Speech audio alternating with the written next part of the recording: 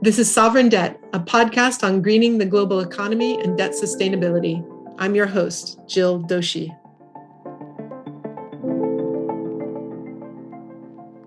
It's with great pleasure and gratitude to have Ambassador Frank Wisner as our guest.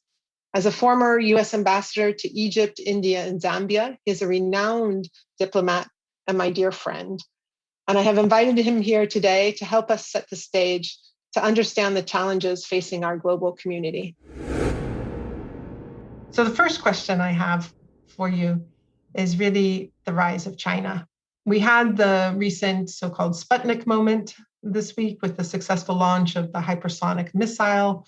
We've had ongoing trade disputes, but at the same time, we've seen China start to engage perhaps more productively on the international stage. And they have certainly been coordinating with other countries in debt relief initiatives through the G20 and DSSI. Can we hope to see that China is going to be a productive partner going forward in the multilateral systems? Or are we actually entering into this kind of new Cold War, as many anticipate? Jill, thank you very much for the question. And I want to thank you as well for your flattering introductory remarks. But I need to say for openers how very, very glad I am that you and the Potomac Group have taken the initiative in launching this podcast series. There is nothing we all need more than sharp professional focus on the global challenges you mentioned. And there's nobody, frankly, who's better equipped than you, Jill, with your extraordinary background, financial acumen, your experience with developing markets, your mastery of modern economics, to be able to lead such a podcast and a look at the very emerging and frontier market challenges that we all face. So thank you, and thank you for including me as an opening speaker in this series. Let me open with a statement. I really don't like words like Sputnik moments. Nor do I. Because I believe they create a false sense of drama and danger that need not, must not, and if our diplomacy is successful, should not exist. We don't face a crisis with China. We face a long-term, multi-decade competition with China, and that's very different. And the purpose of that competition is to be able to manage a relationship, a competitive relationship with China that avoids the use of force and excessive hyper language like Sputnik moment. So I want to set that aside, not just to mention as well in passing the recent hypersonic missile tests, where I believe, very frankly, if you look at the balance of deterrence between ourselves, China, ourselves, Russia, there isn't any single weapon system that's going to upset the fundamental deterrence balance. And other attempts to create a false sense of insecurity can only lead to excessive spending and military outcomes that, frankly, in my judgment, the situation does not call for. What it calls for with China is a patient three-pronged approach to confront China where seriously China oversteps, to compete with China, preferably in combination with our allies and other citizens of the Indo-Pacific, and third, to find ways to cooperate with China. That's the challenge ahead. It's not an easy challenge, but it's not made any better by hyping it with words like Sputnik moments. I do believe in the end, we have to try to find ways to work with China. You mentioned the debt relief initiative. China's debt profile around the world is a complex question. Can't just be answered with saying official debt or non-official debt. It has to be peeled apart. And the Chinese are doing some things that are useful in this regard, but they have more to do. And like all of us do, in a world in which I believe you would agree with me, we've not found a way to manage the debt overhang that retards the evolution of economies, particularly in the developing world, coming back post-COVID to full productivity.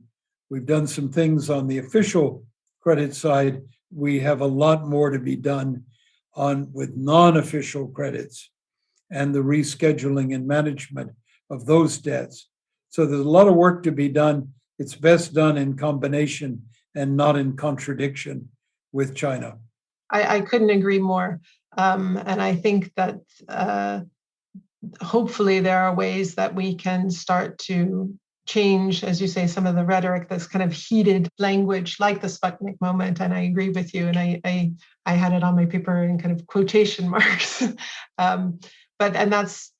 That's exactly it. And we're also throwing around the terminology of the debt traps and of that China is laying for countries. And I think that is equally heated rhetoric that is unhelpful to the situation, and that we actually have to carefully understand their lending practices to developing countries and work out new frameworks for addressing that as we go forward. Another area that I wanted to ask you about was the Middle East.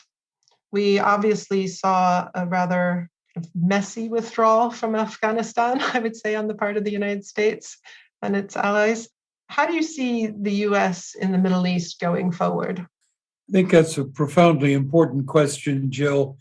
I share the view that the outcome in Afghanistan, which is a long ways from ending, was particularly unpleasant to observe and damaging to America's image, not only in the image of ourselves, of what we are about in this world, but on a global basis. I happen to be a supporter of ending the engagement, but the way we went about it was really very unfortunate and unnecessary. But I think it's also worth underscoring that the Afghan crisis is not over just because we have left. There is a huge question of the stability of the Central Asian area. And Russia, China, Pakistan, India, Iran are all at play, and there's room for the United States. We also have ongoing responsibilities to Afghans for the humanitarian crisis that's sweeping the country, and for Afghans, frankly, who can no longer live under Taliban rule or the violence that is occurring in Afghanistan and have legitimate reason to seek exile, safety, asylum on our shores. So having said that, your more important question, or your larger question, is the Middle East. And here, I'm going to start with another word that I don't like, and that's called pivot. The United States is a big enough country that we can deal with multiple responsibilities in the world at the same time. We don't leave one area to pivot to another. We may shift priorities, but pivot implies departure. And I don't think that's wise in terms of the Middle East. We have to right-size our commitments in the region. We have to right-size our commitments in Europe, Latin America, even Africa. That doesn't mean we're leaving our responsibilities behind in any of those areas. We have to give priority to the Asia responsibilities, which we've borne one way or another for decades now. In fact, our Asian dimension goes back to the earliest days of our history. We fought wars in Asia. We have huge trade and economic immigration ties to Asia. But now, with the rise of China's power, there's ever more reason to give a special focus to Asia and commit resources, political, strategic, economic, to the area. So I don't want to leave the Middle East. But if I leave if I don't leave the Middle East, I want to right size. And by right size, I mean getting a strategy in place that permits us to explain what we're doing to our own people and to the region. And I have a couple of principles. First, I believe the core interests of the United States are served by achieving a balance of power in the region that leads to stability and security. And that means an understanding between the United States and other outside powers, the Turkeys, the Irans, but also the Russias, and increasingly China, Europeans, of course, where we all recognize each other's limits and interests and realize that walking on other people's gardens can only upset profoundly the good order of the region. So you need a constant set of dialogues aimed at producing balance between competing interests. The second set of balances, of course, are inside the region itself. The region doesn't belong to one set of countries or another. It belongs to all of them, and getting it right between Iran and the Gulf, for example, and getting stability back into those relationships, critically important. So point number one, aiming to create a structure of security and balance produces greater stability inside countries, which leads me to my second and final point, is don't overlook the challenges ahead in the Middle East. They're not only about peace and security, they're also about the conversion away from traditional energy dependence, about the use of water, about the threat of climate. Nowhere is food insecurity potentially greater than in the Middle East, about employment, the vast numbers of young people coming out onto the job markets of the region without any particular hope and feeding radical trends and tendencies, which we've seen since the Arab Spring in the Muslim Brothers and Al-Qaeda and Daesh and similar institutions. So don't pivot away, pick the right priorities, size your commitment according to your resources, develop a strategy and get on with it. So does that move away from the idea of nation building? Is that, if we are saying that Afghanistan, we were there before and we had the conflict, and then we were, I think, kind of trying to really kind of shape its society. Are we moving away from that in what you were just describing of your principles, or is there some element still of that? Jill, I know I believe in the classic definition of nation building. We've moved away decisively. I hope, if we're smart, not to return. That does not mean, however, having lived through nation building in Vietnam and observed it in Afghanistan, I really am delighted we're moving away, but it doesn't mean we don't have a measure of responsibility towards what happens inside countries. I look today, for example, at Central America. If we don't accept some degree of responsibility for the economic, social, and political order of our neighborhood, we're going to have exactly what we've got on the southern border, floods of people desperate for a new way of life. So it's not that you're not interposing and enforcing outside formulas on people, but working with their societies and providing a degree of resources that will help them deal with their problems within their cultural context. That's the right kind of nation building. It's led by the nations on the ground, and that's what can have enduring success as opposed to foreign intervention, and trying to enforce outside rules on a society that has very different origins. I couldn't agree more. And I think that's kind of going to be a crux of it going forward in this podcast, is how do we also mobilize the resources and the finance, and particularly the private sector finance, into those kind of more fragile states who might not traditionally have had the size of projects, at the scale that attracts US or European capital, and also their riskier markets. So how can we help as advanced economies in our governments, and how can we create as the official sector the conditions so that resources can flow in there, particularly like you said around climate and nature, because water issues going forward, climate issues are going to just drive instability, conflict, and of course migration. So I think that's going to be key themes that we'll be looking at going forward.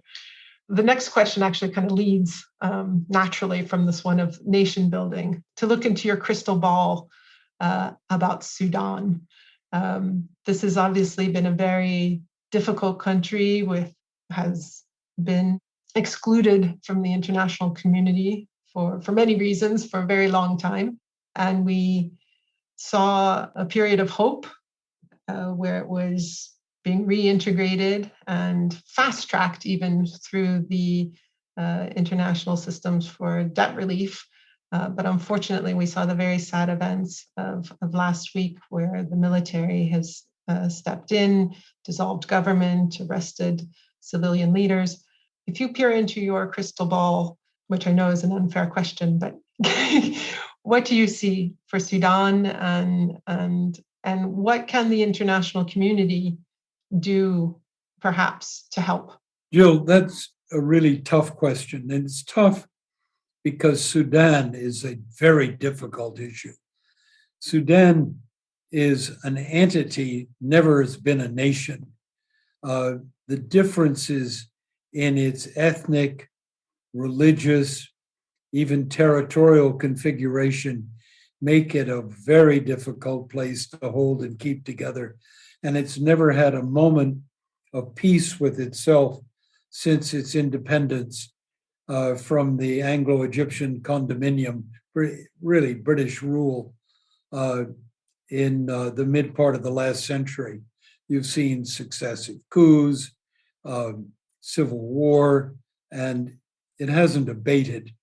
And I think realistically, we're not going to see an easy outcome. There's no magic powder you can shake on Sudan and make it suddenly become a stable, normal country. The events of last week, you correctly point out, are deeply disappointing.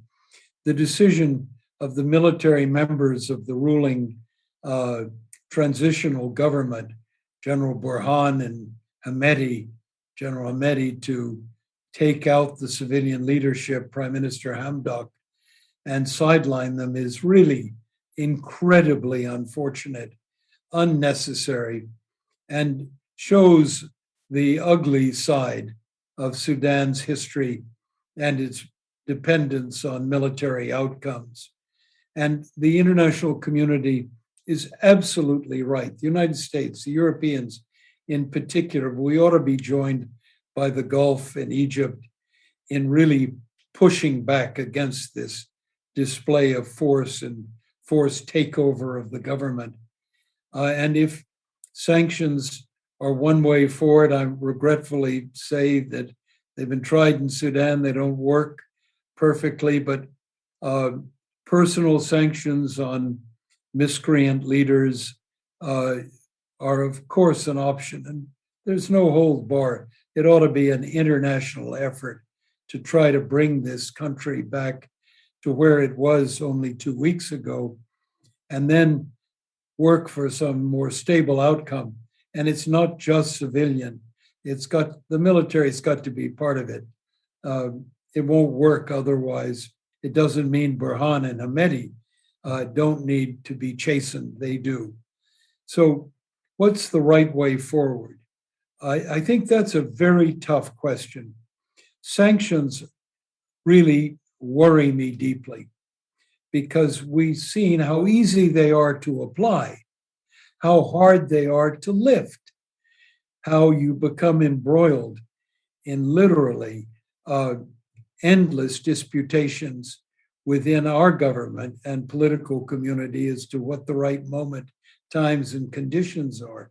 And you get tied up in legislation, legal language, and it's a mess. So I think the time-limited application of sanctions, sharp definition of them is vitally important.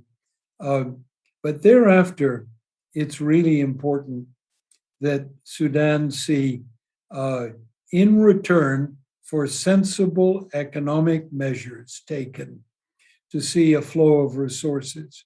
And that means rescheduling private as well as public debt and committing the outcome of those rescheduling arrangements to reinvesting in the Sudanese economy. Sudan is, in fact, a rich nation.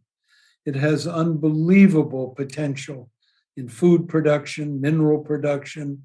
There's no reason it ought to be dragging the bottom, but it's going to take creative ways to take its past misdeeds, turn them into present day opportunities, get beyond this political problem, and give Sudanese people a chance to look at a different future.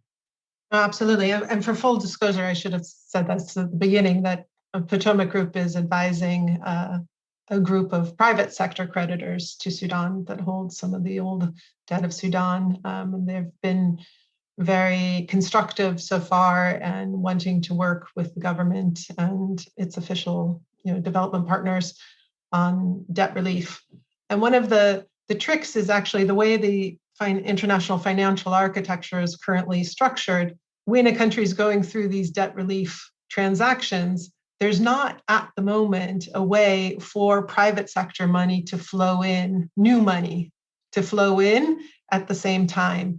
And so I think that there's an opportunity to really get creative with cases like Sudan when the political environment is conducive to this, and in other countries, that we can get creative about how can we get fresh resources into these fragile places to be addressing some of these investment issues of the Sustainable Development Goals with climate, nature, social goals, and all the rest. Once again, Jill, I find myself, you and I, in violent agreement. Exactly. This isn't really a podcast in terms of debating each other. We'll have to find a subject sooner or later that we disagree on. And maybe it's the last one.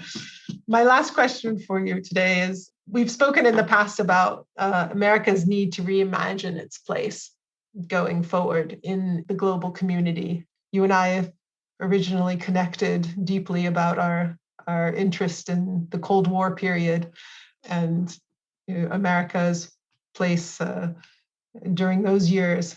We've had many years now of being, I guess, the kind of sole superpower. And I think we're adjusting or needing to adjust kind of in a new kind of 21st century.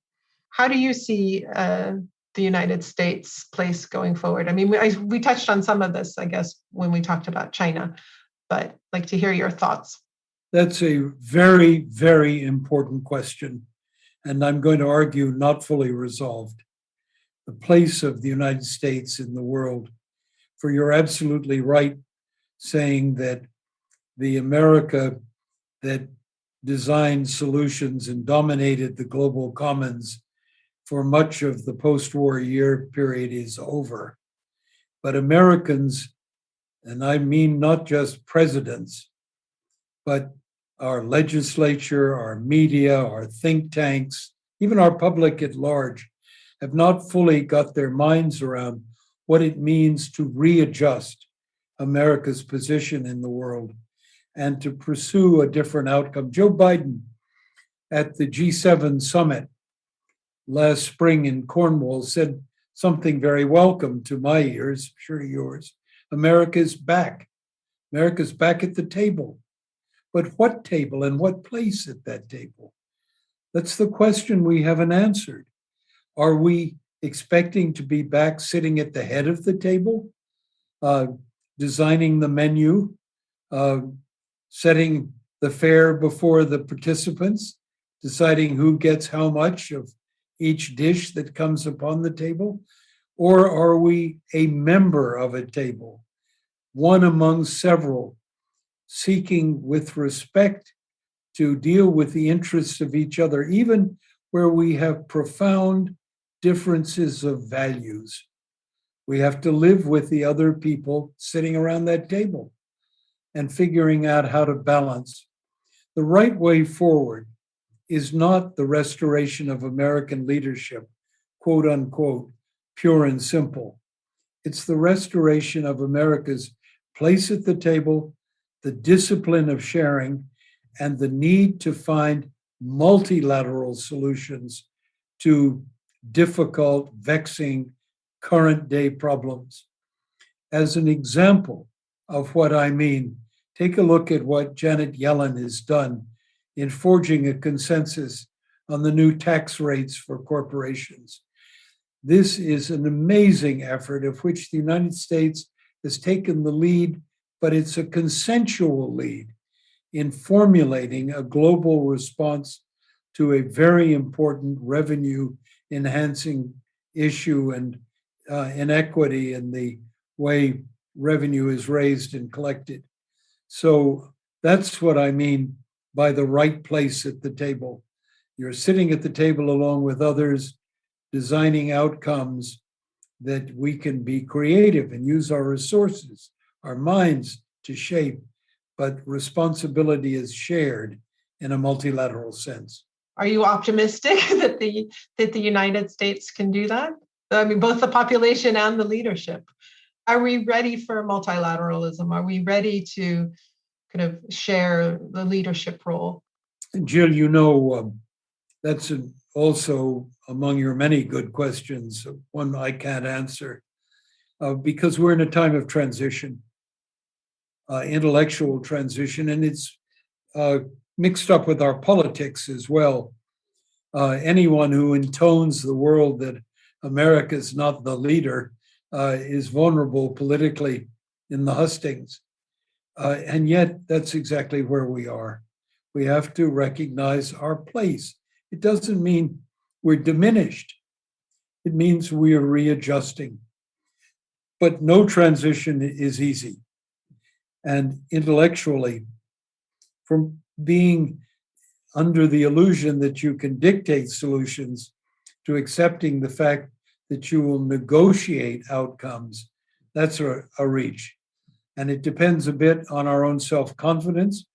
It depends on our ability to overcome our current deeply, deeply troubling partisan divide. So there are many ingredients in finding the way forward in answering your question. Thank you so much, Ambassador, for your time today. As always, I could speak with you for hours. It's such a pleasure, really. I hope we can entice you to come back as some of these issues develop and we face new challenges going forward. Jill, it would be an honor to return whenever you ask me. But in the meantime, let me wish you at the Potomac Group, you personally, every good wish for the important work you're doing, particularly in the areas of economic recovery in the wake of the pandemic for nations that need to sort out their finances in order to refinance their economic growth, their political stability, and their security.